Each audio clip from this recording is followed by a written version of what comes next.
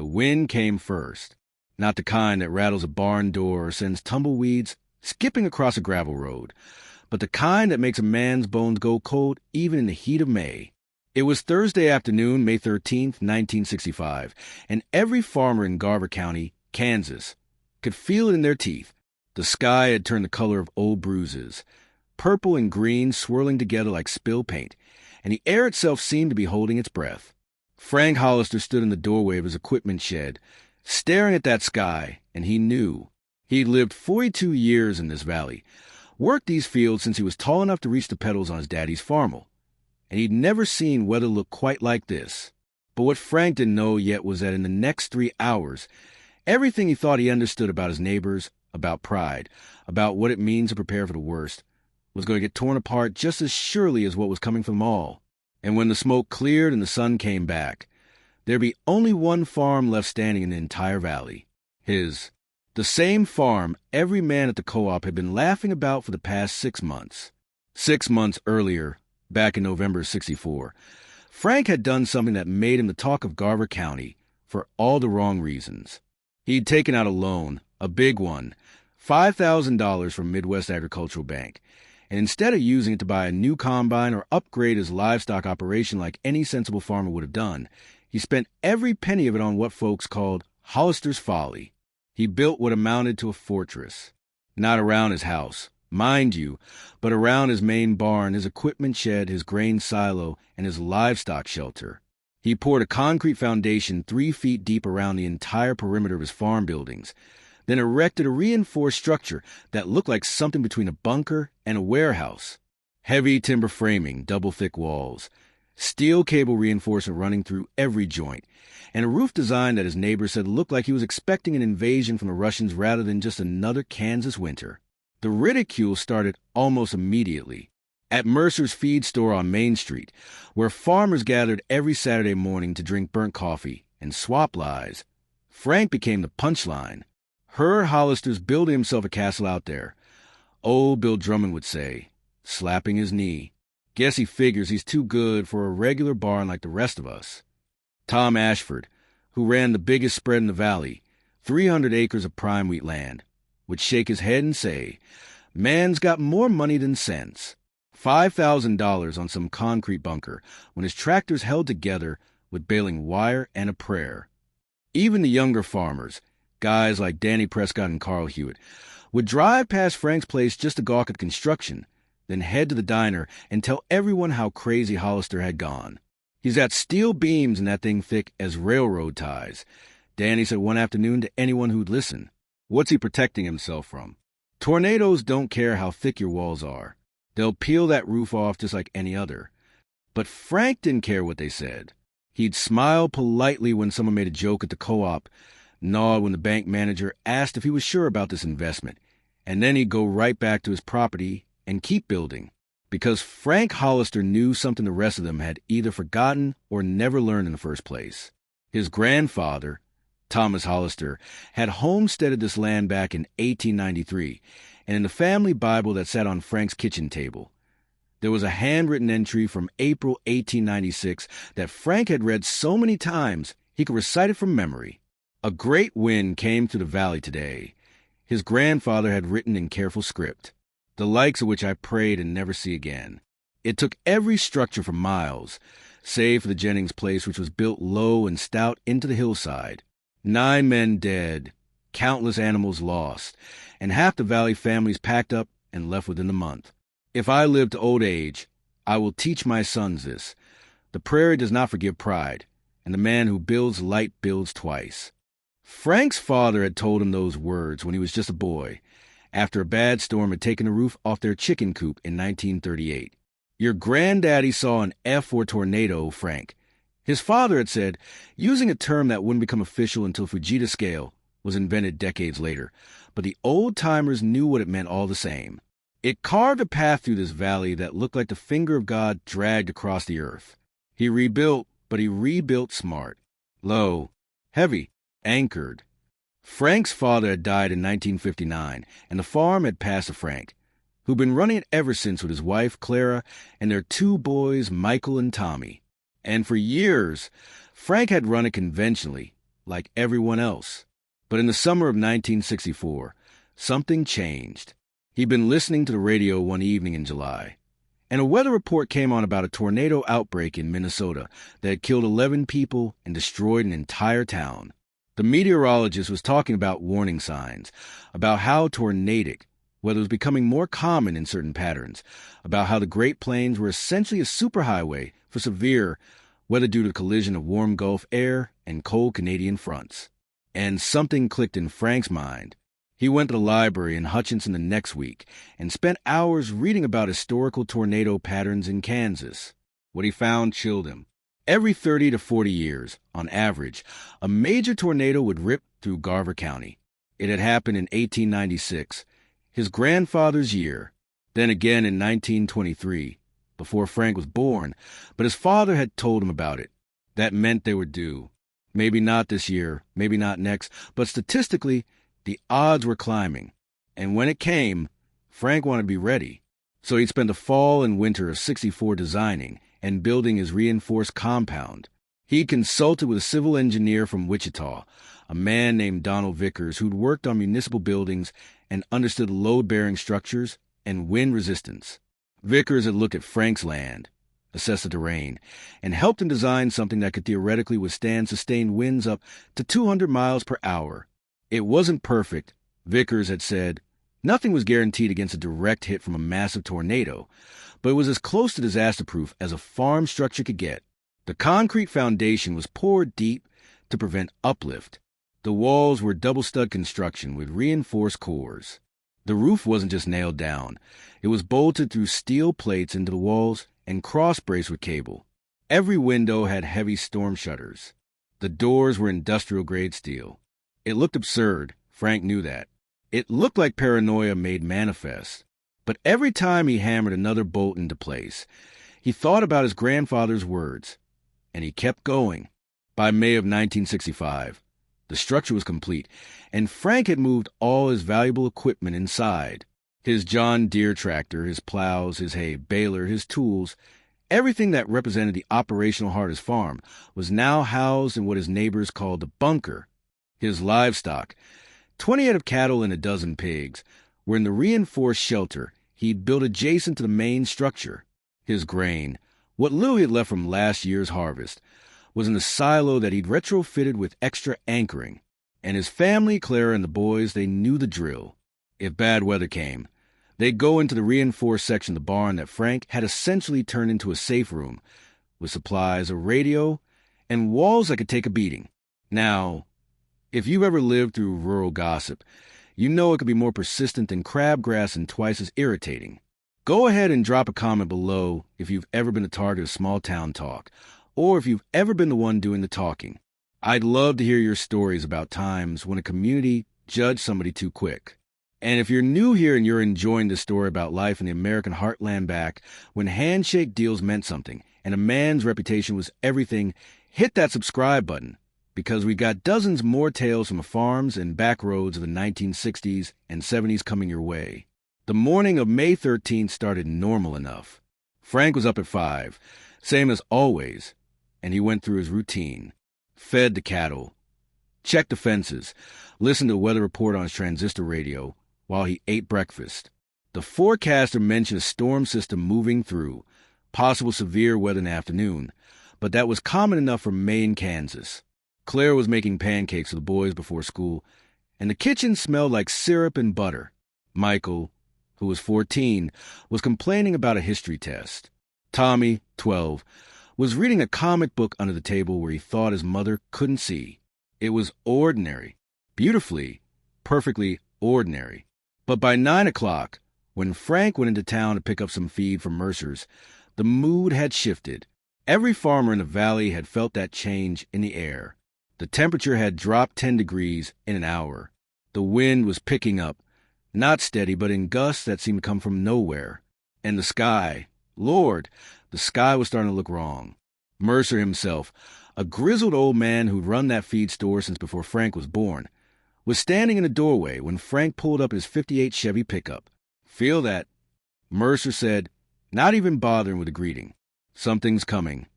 Frank nodded. "Radio said storms this afternoon. Mercer shook his head. Radio don't know everything. I've seen weather like this twice in my life. Hollister. Both times it got bad. Inside the store, a handful of farmers were gathered, and the conversation was tense. Bill Drummond was there, along with Tom Ashford and a few others. They were talking about securing equipment, bringing livestock in closer, the usual precautions. But there was an edge to their voices, a nervousness that Frank rarely heard from men who'd spent their entire lives dealing with unpredictable weather. Tom Ashford looked up when Frank walked in.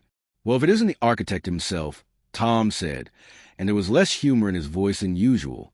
"You planning to ride out the apocalypse in that fortress of yours, Hollister?" Frank just smiled. "If I need to," he said simply. Bill Drummond snorted. "You're going to feel pretty foolish when this blows over, and you've got a $5,000 bunker you used once." Frank loaded his feet onto his truck and didn't respond. There was no point. But as he drove back to his farm, he couldn't shake the feeling in his gut. The same feeling he'd had when he decided to build the structure in the first place. Something was coming. By noon, the wind was howling. Not in gusts anymore, but in a sustained roar that sounded like a freight train in the distance, except the sound never faded. The sky had gone from bruised purple to a sickly green, the color Frank had only seen once before, in a storm when he was a kid that had spawned a small twister that touched down 5 miles north and tore through an empty field. But this was worse. This felt heavier, more malevolent. Clara called the boys home from school early, something she never did, and Frank didn't argue. By 1 o'clock, the radio was broadcasting a severe weather warning for Garver County and 3 surrounding counties. Possible tornadic activity. Everyone should seek shelter immediately. Frank gathered his family. "We're going into the barn," he said. Clara started protest. They had a root cellar under the house, but Frank cut her off. "No, the barn, the safe room. Now." They moved quickly, carrying blankets, water, the battery-powered radio, a flashlight. Frank had stocked the safe room months ago with canned food, a first aid kit, everything they'd need to stay put for a day, or more if necessary. The boys were scared but trying not to show it, the way boys do. And Clara's face was set in that determined calm, that farm-wise perfect over years of dealing with crisis. Once they were inside, Frank sealed a heavy door, and they sat in the dim light filtering to the high, narrow window, and they waited. Outside, the wind was screaming now, a sound like nothing human, and through the thick walls Frank could hear debris hitting the exterior, branches or tools or God knows what, carried on wind that was probably already hitting 80 or 90 miles an hour. And this was just the beginning. At 1:30, the siren started. The volunteer fire department in Garver had a tornado siren mounted on the roof of the town hall, and when it went off, everyone within 5 miles could hear it. It was a sound designed to curdle your blood, a rising and falling wail that meant one thing: take cover immediately. Frank turned up the radio. The announcer's voice was strained, urgent. "A large tornado has been spotted on the ground approximately 8 miles southwest of Garver, moving northeast at 40 miles per hour. This is an extremely dangerous storm. If you are in its path, seek shelter immediately in a basement or interior room. This tornado is rated preliminary F4 on the Fujita scale, with winds estimated at over 210 miles per hour. I repeat, this is a life-threatening situation." Clara grabbed Frank's hand. The boys pressed close. And then the sound changed. It wasn't wind anymore. It was a roar, a grinding, screaming, deafening roar that sounded like the earth itself was being torn apart. Frank knew in that moment that the tornado was close, maybe a mile away, maybe less. The entire structure began to shake. Not sway, not rattle, but shake like a dog shaking water off its back. Dust rained down from the rafters. The walls groaned. Frank could hear his cattle in the adjacent shelter bellowing in terror, and he prayed the structure would hold. He prayed his design, his crazy, expensive, ridicule design, would do what it was supposed to do. And then the window exploded. Not inward, thank God, but the glass blew out, sucked into the vacuum of the tornado's outer edge, and the sound that came through that opening was beyond description. It was the sound of the world ending. It was every nightmare Frank had ever had about losing everything. concentrated into 120 seconds of pure chaos. He threw himself over his boys, Clara crouched beside him, and they held each other as the structure bucked and heaved. Something massive hit the exterior wall. Frank heard the impact like a bomb going off, and for a terrible moment he thought the whole building was going to come apart. But it held. The walls held. The roof held. The foundation, buried 3 feet deep in Kansas soil, anchored in concrete and rebar, held. And then, as quickly as it had come, it passed. The roar faded, moving northeast away from them, and in its wake there was an eerie, terrible silence. Frank waited a full minute, listening, making sure it was really gone. Then he stood, his ears ringing, his heart hammering, and he pushed open the heavy steel door. What he saw when he stepped outside made his knees go weak. His farm was intact. The barn, the equipment shed, the silo, the livestock shelter, all of it was still standing. There was damage, sure, pieces of siding torn off, the window blown out, debris everywhere, but the structures themselves were whole. The steel cables had held. The bolts had held. The concrete had held. But beyond his property line, in every direction, there was nothing. The tornado had cut a path nearly a mile wide to the heart of Garver Valley, and it had erased everything in its way. Tom Ashford's big red barn, the one he'd been so proud of, was gone. Not damaged. Gone. Reduced to splinters scattered across a field that looked like it had been plowed by a drunken giant. Bill Drummond's farm, visible about half a mile to the west, was flattened. The house was a pile of rubble. The silos were toppled like fallen trees. Frank could see in the distance what looked like a combine hanging from a power line, twisted metal suspended 20 feet in the air. The scope of the destruction was incomprehensible. Frank stood there, his family behind him now, all of them staring in shocked silence at the wasteland around them, and he felt a wave of grief so powerful it nearly knocked him down. These were his neighbors. These were the men who'd laughed at him. Sure, but they were also the men who'd helped him pull a calf out of a creek when it got stuck, who'd lend him tools when it broke, who'd sit with him at church on Sundays and nod during the sermon and complain about the same weather and the same crop prices and the same government policies. And now their lives were destroyed. Clara was crying, quiet tears running down her face, and the boys were pale and silent. Frank took a breath. "Stay here," he said. "I need to go help." He climbed into his pickup, which had been parked inside the equipment shed and was untouched, and he started driving toward town. The road was barely passable, covered in debris, tree branches, pieces of buildings, things he couldn't even identify. He had to stop twice to move large objects out of the way. And everywhere he looked, there was devastation.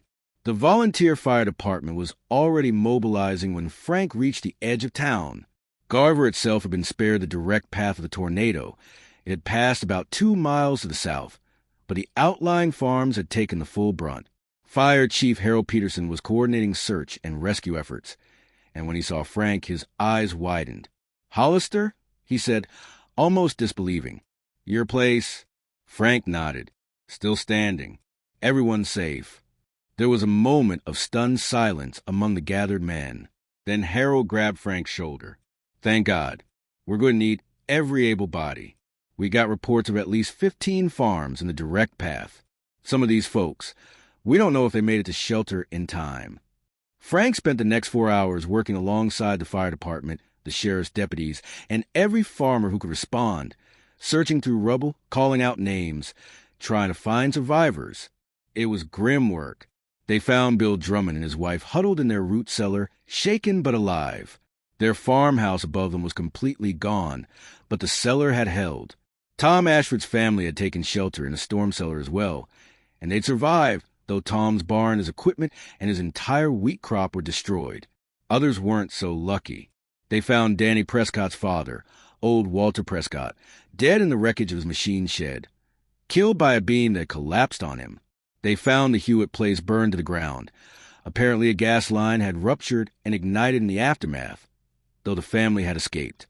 By nightfall, the casualty count stood at 4 dead and dozens injured.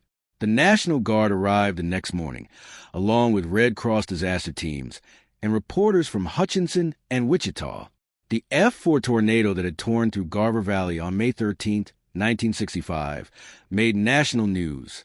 It was one of the most powerful tornadoes to hit Kansas in decades, with a path of destruction 23 miles long and nearly a mile wide at its peak. The images were heartbreaking.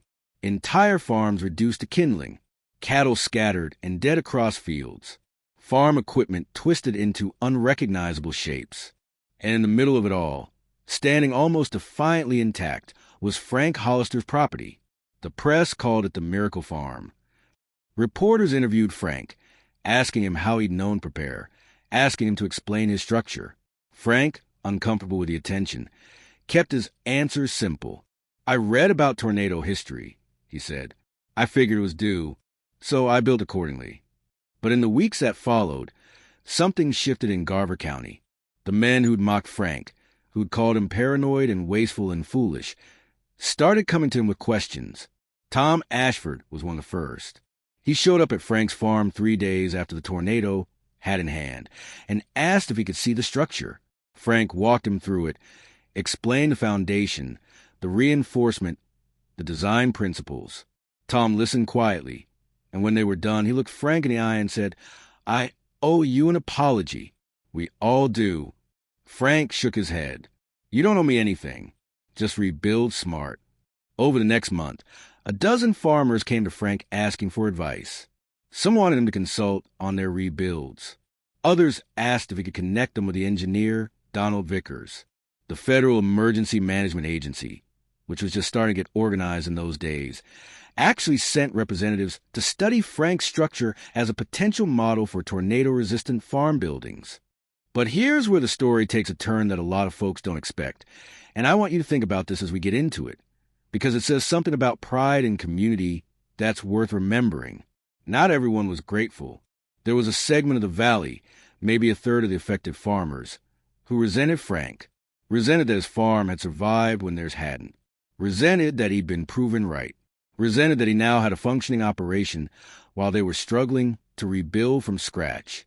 And at the center of that resentment was a man named Kyle Brennan. Kyle ran a farm about 2 miles northeast of Frank's place, and the tornado had hit him hard.